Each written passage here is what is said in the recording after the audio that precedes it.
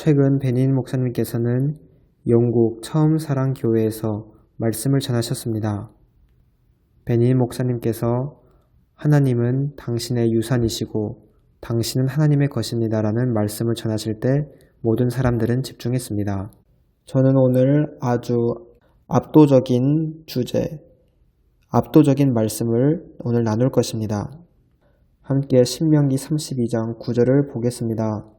저는 그들이 화면에 성경 구절을 띄워주셔서 저는 기쁩니다. 저를 대단히 도와주시는 것입니다. 감사합니다. 여호와의 분깃은 자기 백성이라 야곱은 그가 택하신 기업이로다. 우리 함께 손을 하늘로 드시고 기도하겠습니다. 하나님 아버지, 오늘 각 사람의 마음속에 하나님께서 계시하시는 말씀으로 인해 감사를 드립니다. 주님께 모든 찬양을 드립니다. 예수님 이름으로 기도합니다. 아멘. 계속 신명기 32장 9절 말씀을 띄워주시기를 바랍니다. 여호와의 분깃은 자기 백성이라 야곱은 그가 택하신 기업이로다.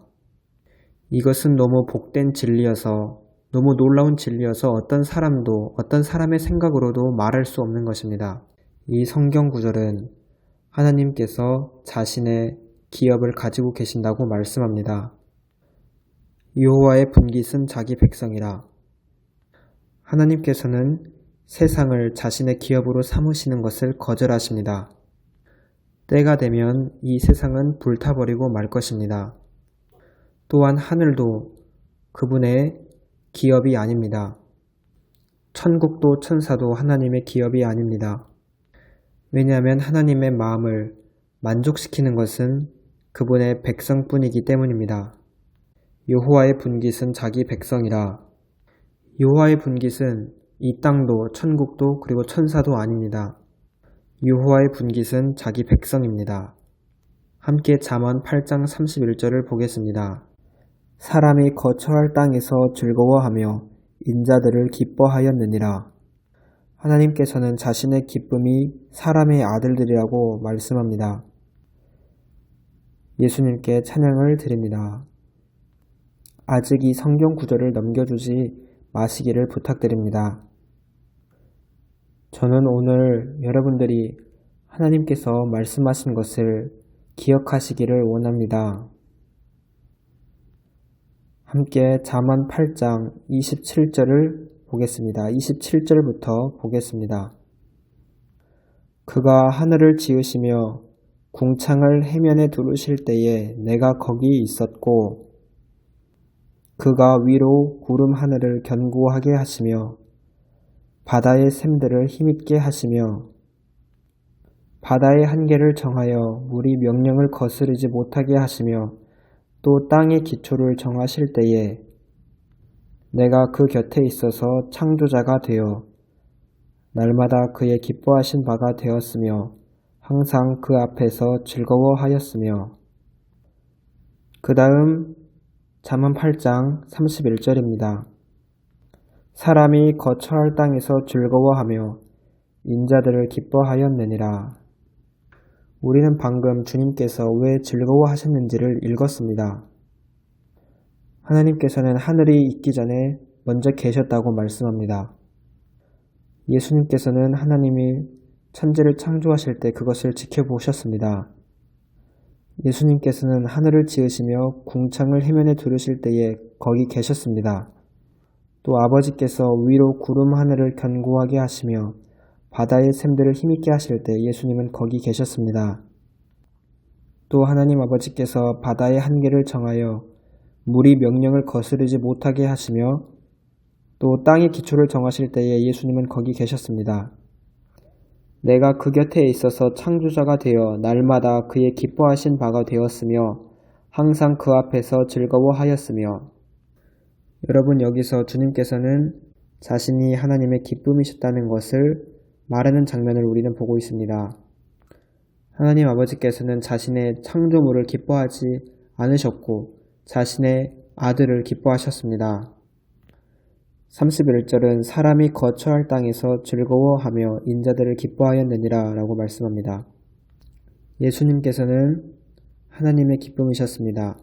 그리고 하나님 아버지께서 천지를 창조하실 때 그것을 지켜보면서 기뻐하셨습니다. 그러나 주님의 기쁨은 사람의 아들들이었습니다. 예수님께서는 하나님 아버지의 기쁨이셨고 사람의 아들들은 예수님의 기쁨이었습니다. 따라 말씀하십시오. 나는 주님의 기쁨이다. 다시 고백하세요. 나는 주님의 기쁨이다. 따라 말하세요. 주님은 창조물을 기뻐하신 것이 아니라 이 지구를 기뻐하신 것이 아니라 천국을 기뻐하신 것이 아니라 천사들을 기뻐하시는 것이 아니라 나를 기뻐하셨다. 나는 주님의 기쁨이다. 이제 함께 시편 135편 4절을 보겠습니다. 하나님의 기업은 그분의 백성이지 천국이 아닙니다. 이 땅도 주님의 기업이 아닙니다. 시편 135편 4절입니다. 여호와께서 자기를 위하여 야곱 곧 이스라엘을 자기의 특별한 소유로 택하였음이로다. 여호와께서 자기를 위하여 야곱 곧 이스라엘을 자기의 특별한 소유로 택하였음이로다. 저의 말을 따라하시기를 바랍니다. 나는 하나님의 기쁨이다. 하나님의 기쁨이다. 나는 하나님의 특별한 소유다. 나는 하나님의 특별한 보물이다. 한 번 더 고백하겠습니다.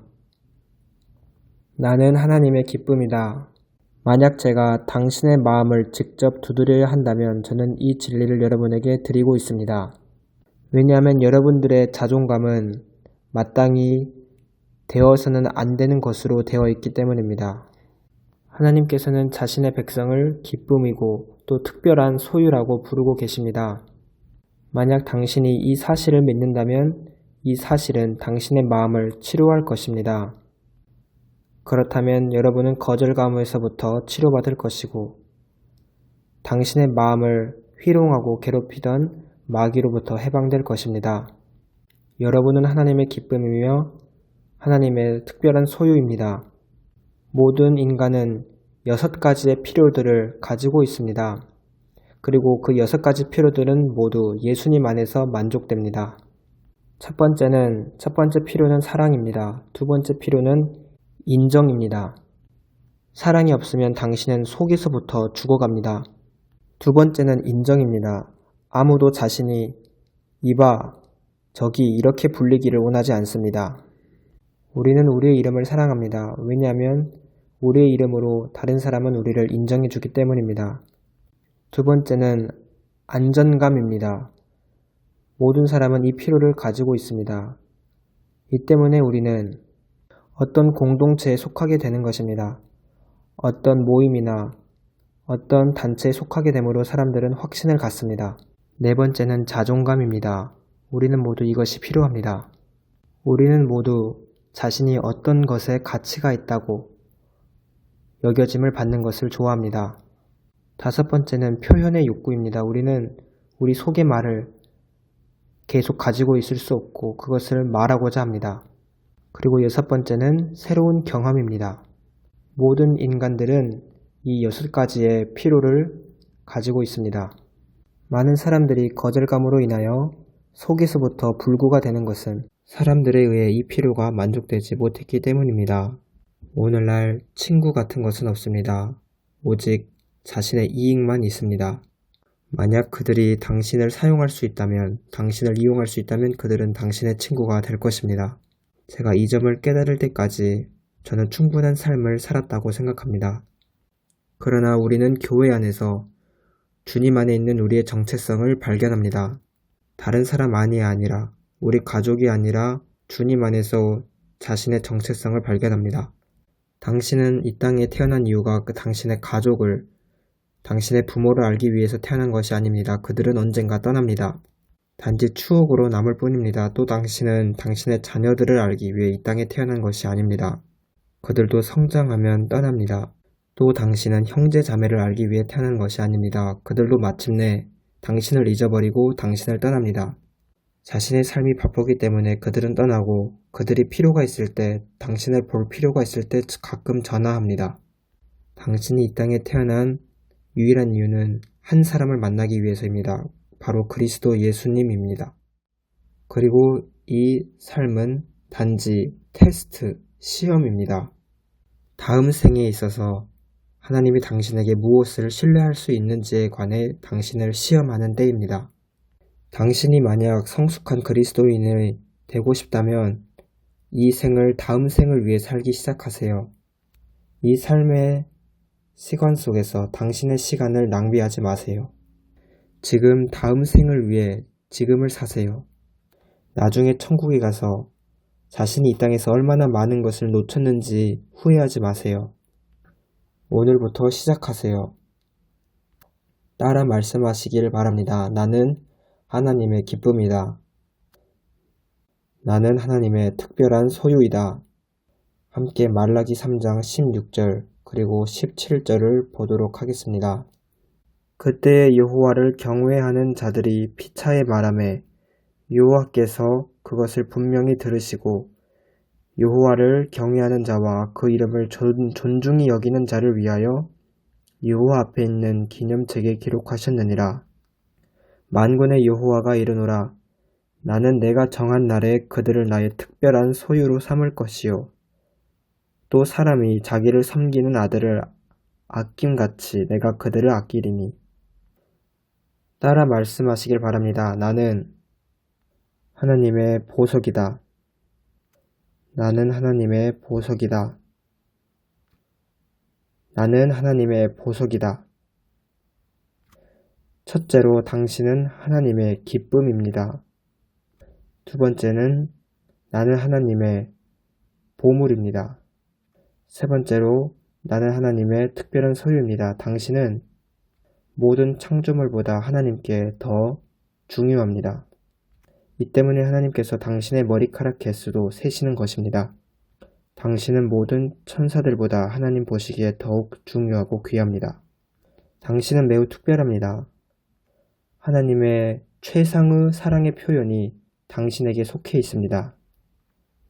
내가 확신하노니 사망이나 생명이나 천사들이나 권세자들이나 현재일이나 장래일이나 능력이나 높음이나 기품이나 다른 어떤 피조물이라도 우리를 우리 주 그리스도 예수 안에 있는 하나님의 사랑에서 끊을 수 없으리라.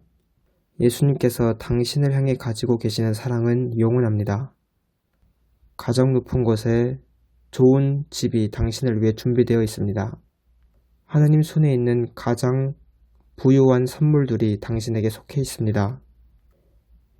요한복음 14장 2절을 보겠습니다. 요한복음 14장 2절입니다. 내 아버지 집에 거할 곳이 많도다. 그렇지 않으면 너희에게 일렀으리라. 내가 너희를 위하여 거처를 예비하러 가노니. 이 놀랍고 영광스러운 진리가 예배소서 1장에도 나타나 있습니다. 예배소서 1장 17절, 18절입니다. 우리 주 예수 그리스도의 하나님, 영광의 아버지께서 지혜와 계시의 영을 너희에게 주사 하나님을 알게 하시고 너희 마음의 눈을 밝히사 그의 부르심의 소망이 무엇이며 성도 안에서 그 기업의 영광의 풍성함이 무엇이며. 여기서 바울은 성도들이 하나님의 부르심의 소망이 무엇인지 이해하도록 기도하고 있습니다. 왜 하나님께서 우리를 부르셨을까요? 그리고 바울은 성도 안에서 그 기업의 영광의 풍성함이 무엇인지 이것을 위해 성도를 위해 기도하고 있습니다. 이 말씀은 매우 놀라운 진리입니다. 여러분 더 깊이 들어가실 수 있겠습니까? 여러분 다룰 수 있겠습니까? 제가 어렸을 때는 하나님의 예정에 대해서 별로 생각하지 않았습니다. 저는 그냥 그 점에 대해서 생각하지 않았습니다. 하지만 오늘날 제가 점점 늙어가고 이렇게 시간이 흐름에 따라 저는 수년 동안 어떤 질문들을 계속 가지고 있었습니다. 왜 하나님께서 나를 구원하셨을까? 하나님께서는 그리고 왜 나의 친척들은 구원하지 않으셨을까? 우리는 분명 같은 복음을 들었는데 왜 하나님께서는 나에게 마음의 찔림을 주셨는데 나의 사촌들에게는 그 마음의 찔림을 주시지 않으셨을까? 제가 이전에 저의 가족들에게 복음을 전했을 때 그들은 제가 미쳐서 복음을 믿는 것으로 바라보았습니다. 제가 예전에 저의 삼촌 중 한 명에게 복음을 전한 적이 있는데 제가 모든 사람이 죄를 지었다고 말하는 순간 삼촌은 매우 화를 내셨습니다. 너는 나를 죄인이라고 부르지 마라. 삼촌, 하나님께서는 모든 사람이 죄인이라고 하십니다. 하지만 삼촌은 나는 아니야 라고 하셨습니다. 삼촌은 매우 화를 내시며 어떻게 너가 감히 나를 죄인이라고 부르니 나는 좋은 사람이야. 삼촌 하나님은 모든 사람이 죄인이라고 하십니다. 그러자 삼촌은 저에게 저주하기 시작했습니다. 삼촌은 매우 화를 내시며 자신이 사람들에게 얼마나 멋지고 좋은 사람이었는지 설명하기 시작했습니다. 삼촌은 복음을 거절했습니다. 또 저는 이모가 있었습니다. 그 이모는 암으로 죽어가고 있었습니다. 저희 어머니께서는 이모가 죽어가고 있는 토론토의 그 병원으로 찾아가 복음을 전하러 가셨습니다. 하지만 이모는 나는 하나님을 원하지 않아 라고 말씀하셨습니다. 그녀는 죽어가고 있었습니다. 어머니께서는 이모에게 너가 이제 죽기 얼마 안 남았어. 몇 시간도 안 남았어 라고 말했지만 이모는 나도 알아. 왜냐하면 자신의 몸이 암으로 먹히고 있다는 것을 알고 있었기 때문입니다. 제 어머니께서는 우리 함께 기도해보자 라고 했지만 이모는 나는 기도하고 싶지 않아. 나는 너가 하나님에 대해 말하는 것에 대해 조금도 흥미가 없어 라고 말했습니다. 어머니께서는 이모에게 간청하시며 제발 예수님을 영접하라고 했습니다. 하지만 이모는 예수님을 원하지 않는다고 했습니다. 그리고 이모는 죽었습니다. 어머니께서 말씀하시길 이모가 죽을 때 얼굴을 보니 마귀처럼 보였다고 했습니다. 왜 이모는 죽어가면서도 주님을 받아들이지 않았을까요? 왜냐하면 그분은 하나님의 책에 없었기 때문입니다. 우리는 창세전에 선택을 받아 하나님의 것이 되었습니다. 예배소서 1장을 보세요.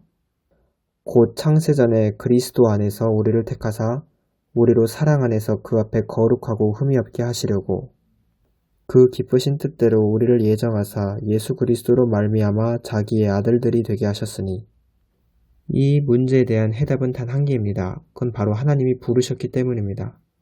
왜 수천 수백만의 사람들이 복음을 들어도 거절합니까?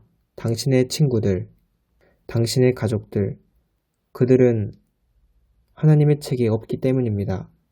예수님께서는 제자들에게 귀신이 너희에게 항복한 것으로 즐거워하지 말고 너의 이름이 그 책에 기록된 것으로 기뻐하라고 하셨습니다. 너희의 이름이 기록될 것으로 기뻐하는 것이 아니라 너희의 이름이 기록되어 있으니 기뻐하라 하셨습니다. 그 하나님의 책에 사람들의 이름이 없으면 그 사람은 구원받지 못합니다. 저는 1년에 3번 성경을 읽습니다. 여러분은 그러십니까? 저는 오늘 마침 요한계시록을 다 읽었고 내일은 창세기를 읽습니다. 4달에 한 번씩 저는 성경을 일독합니다. 이 성경을 읽는 것이 저의 삶을 변화시켰습니다. 이렇게 읽은 지 12년이 되었는데 저의 삶은 완전히 변화되었습니다. 멜렌 히키 자매가 저에게 도전했습니다. 저보고 성경을 1년에 3번 읽으라고 했습니다. 저는 그 도전을 받아들였고 저의 삶은 변했습니다. 제가 성경 전체에서 보는 것은 하나님의 선택입니다. 성도로 부르심을 받는 하나님의 선택된 자들입니다. 로마서도 성도로 부르심을 입었다로 시작하고 고린도서도 성도가 되기 위해 부르심을 받았다고 시작합니다. 예수님께서는 요한복음에 보면 기도하실 때 세상을 위해서 구하는 것이 아니라 그들을 위해 구한다고 하나님께 말씀드렸습니다. 선택된 자를 위해 예수님은 기도하셨습니다. 제가 만약 성경에 없는 말을 하면 저의 말은 틀린 것이고 오직 성경만 맞습니다. 제가 어떤 것을 말했는데 성경은 다른 것을 말한다면 제가 틀리고 성경이 옳습니다. 예수님께서는 하나님께서는 누가 자기의 것인지 아신다고 말씀합니다. 내가 그들과 함께 있을 때에 내게 주신 아버지의 이름으로 그들을 보존하고 지키었나이다. 아버지여, 내게 주신 자도 나 있는 곳에 나와 함께 있어 아버지께서 창세전부터 나를 사랑하심으로 내게 주신 나의 영광을 그들로 보게 하시기를 원하옵나이다. 곧 내가 그들 안에 있고 아버지께서 내 안에 계시어 그들로 온전함을 이루어 하나가 되게 하려 함은 아버지께서 나를 보내신 것과 또 나를 사랑하심 같이 그들도 사랑하신 것을 세상으로 알게 하려 함이로소이다. 아주 놀라운 말씀입니다. 예수님께서는 요한계시록 13장을 보면 창세전에 십자가에 못 박혀 죽으셨습니다. 하나님께서 동물의 피를 보셨을 때 사실 하나님은 그 동물의 피를 보신 것이 아닙니다. 하나님께서는 창세전에 자신의 마음속에서 이미 피를 흘리신 예수님의 피를 보셨습니다. 하나님께서 동물의 피를 받으신 것은 이미 자신의 마음속에서 피 흘리신 그의 아들의 피를 보셨기 때문입니다. 하나님은 처음부터 끝까지를 알고 계시고 당신이 복음을 받아들일 것을 먼저 보셨습니다. 당신이 만약 노력했으면 당신은 하나님을 발견하지 못했었을 겁니다. 하나님이 당신을 선택하셨습니다. 그리고 하나님이 당신을 발견하셨습니다. 이것을 예정이라고 부릅니다. 어떻게 흙조각인 사람이 하나님을 발견할 수 있겠습니까? 하나님이 당신을 발견하신 겁니다. 여러분, 우리는 하나님의 능력으로 보호받고 있습니다. 저는 예전에 플로리다에서 허리케인을 경험한 적이 있는데 매우 강력한 바람이었습니다. 그래서 저희는 대피해야 했었습니다. 바람이 너무 말 그대로 강력하여 창문을 강타하는 정도였습니다. 그 전에 이처럼 강한 허리케인은 없었습니다. 만약 그렇게 허리케인이 부는 날에 제가 양초를 들고 바깥에 서 있는데 여전히 양초가 불타고 있으면 저는 그것을 기적이라고 부르겠습니다.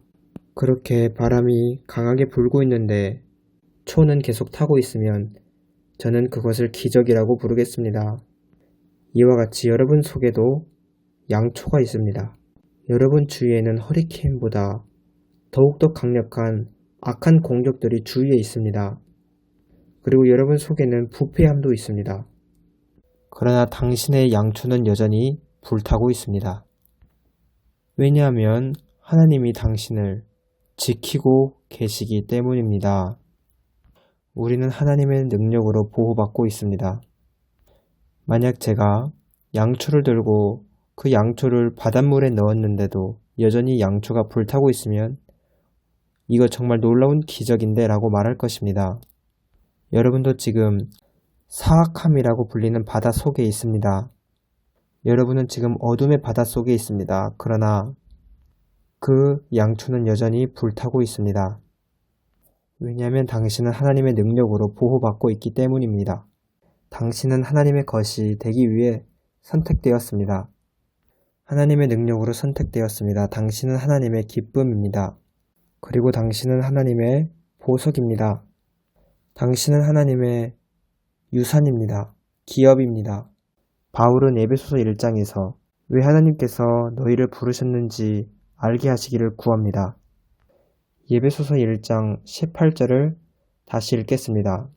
너희 마음의 눈을 밝히사 그의 부르심의 소망이 무엇이며 성도 안에서 그 기업의 영광의 풍성함이 무엇이며 성도 안에서 그 기업의 영광이 풍성함이라고 말씀합니다. 아주 놀라운 진리입니다. 성도가 하나님 안에서 그 기업을 얻을 뿐 아니라 하나님께서는 성도 안에서 그 기업을 보존하십니다. 하나님께서 우리 안에서 기업을 얻길 원하신다는 이 말씀이 얼마나 압도적입니까? 하나님은 우리의 기업이시고 우리는 주님의 것입니다. 이 계시는 성경에 나오는 계시 중 제일 굉장한 진리입니다. 하나님께서 죄인을 선택하셔서 그 죄인을 자신의 기업으로 만드셨습니다. 하나님께서는 아담을 창조하실 때보다 당신을 구원하실 때 더 많은 능력을 쓰셨습니다. 왜냐하면 하나님께서 처음 아담을 창조하셨을 때 그는 흙에서 나와 그대로 흙으로 머물렀습니다. 그리고 흙으로 다시 돌아갔습니다.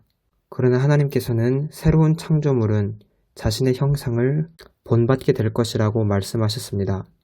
흙에서 와서 계속 흙으로 있다가 흙으로 돌아가는 사람을 창조하셨을 때 하나님이 쓰신 능력보다 이 흙인 우리를 취하셔서 하나님의 아들의 형상으로 우리를 변화시킨다는 내는 더 큰 능력이 필요합니다. 이것은 능력입니다. 이 때문에 우리가 우리에게 베푸신 능력의 지극히 크심이라는 말씀을 읽고 있습니다. 우리를 하나님의 아들의 형상으로 변화시키는 것은 세상을 창조하는 것보다, 모든 창조물을 만드는 것보다 더 큰 기적입니다. 우리가 로마서에서 보는 것처럼 하나님께서는 세계를 창조하셨을 때 우리는 그분의 영원한 능력을 보았습니다. 하나님께서는 세상을 창조하실 때 영원한 능력을 사용하셨습니다. 여러분은 성경에 있는 작은 단어조차 주목해야 합니다. 성경은 말씀하기를 하나님께서 이스라엘을 애굽에서 구출하실 때 그의 손으로 이끄셨다고 말씀합니다. 하나님께서 세상을 창조하실 때는 능력으로 창조하셨습니다. 하나님께서 이스라엘을 애굽에서 데리고 나오실 때는 그분의 손으로 데리고 나오셨습니다. 그러나 하나님께서는 우리를 구원하실 때는 시편이 말씀하는 것처럼 그분의 팔로 구원하셨습니다. 그러나 우리를 하나님의 아들의 형상으로 바꾸실 때에는 능력의 지극히 크심으로 바꾸십니다. 그 능력은 그리스도 안에서 역사한 능력이고 그리스도를 죽은 자 가운데서 다시 살리시고 하늘에서 하나님 우편에 앉히신 능력입니다.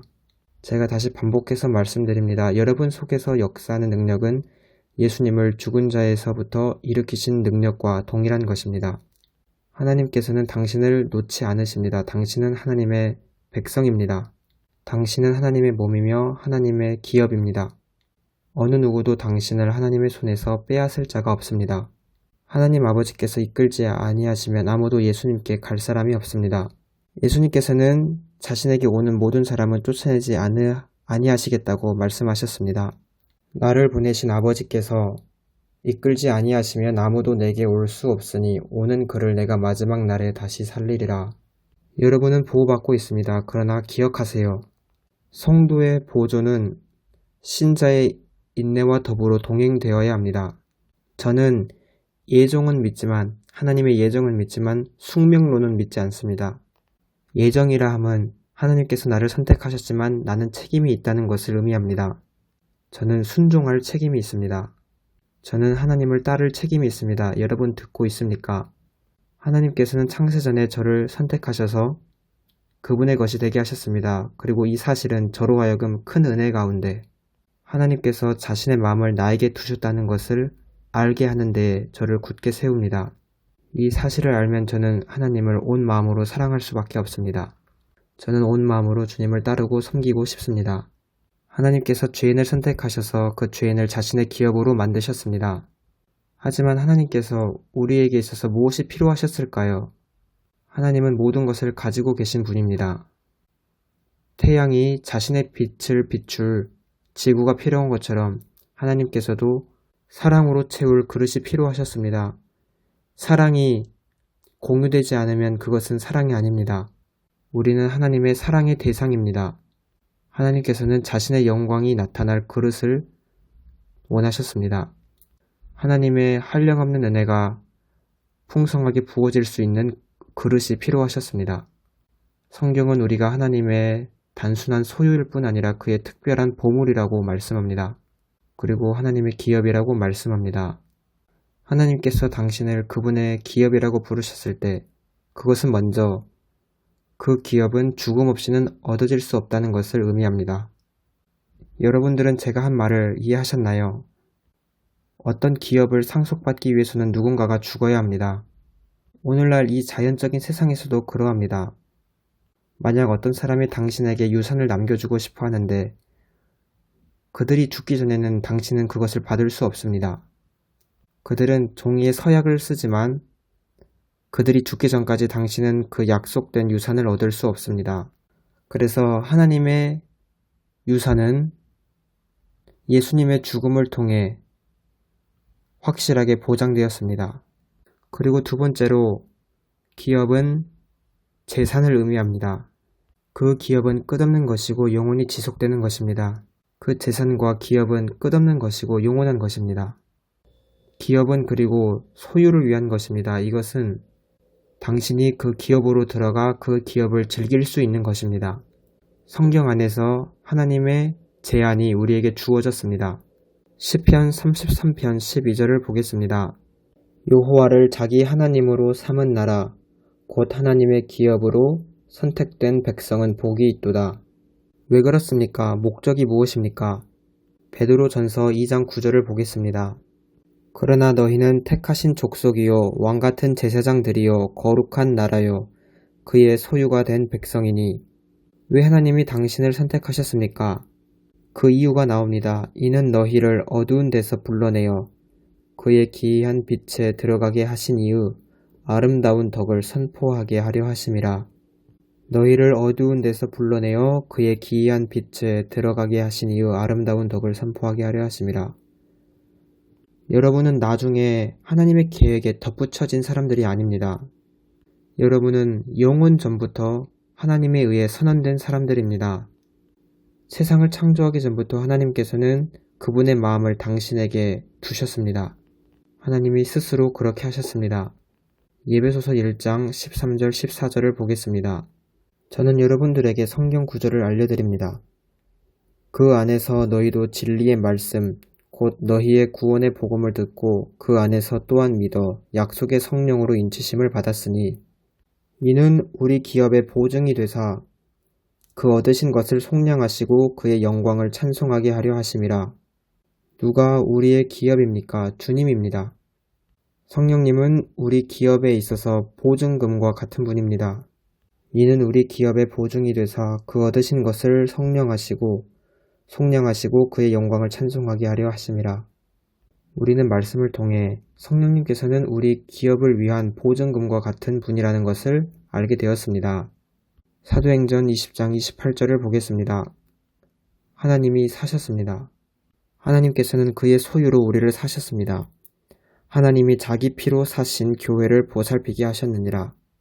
여러분은 자기를 위하여 또는 온 양떼를 위하여 삼가라.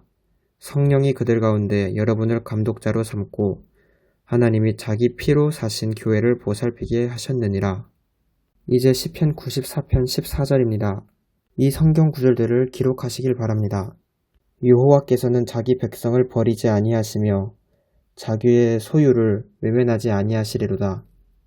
여호와께서는 자기 백성을 버리지 아니하시며 자기의 소유를 외면하지 아니하시리로다. 여러분은 버림받을 수가 없습니다. 여러분이 패배당하고 싶어하는 것이 아니라면 여러분은 패배당할 수 없습니다. 여러분이 패배당하는 것을 동의하지 않는다면 여러분은 패배당할 수 없습니다. 예수님은 우리의 대제사장이십니다. 당신은 패배당할 수 없습니다. 당신이 패배당하기로 동의하지 않는 한 패배당할 수 없습니다. 마귀는 절대 당신을 만질 수 없습니다. 말씀으로 그를 대적하세요. 그러면 그는 도망칩니다. 그는 당신을 사로잡을 수 없습니다. 하나님께서는 자기의 소유를 외면하지 아니하실 것입니다.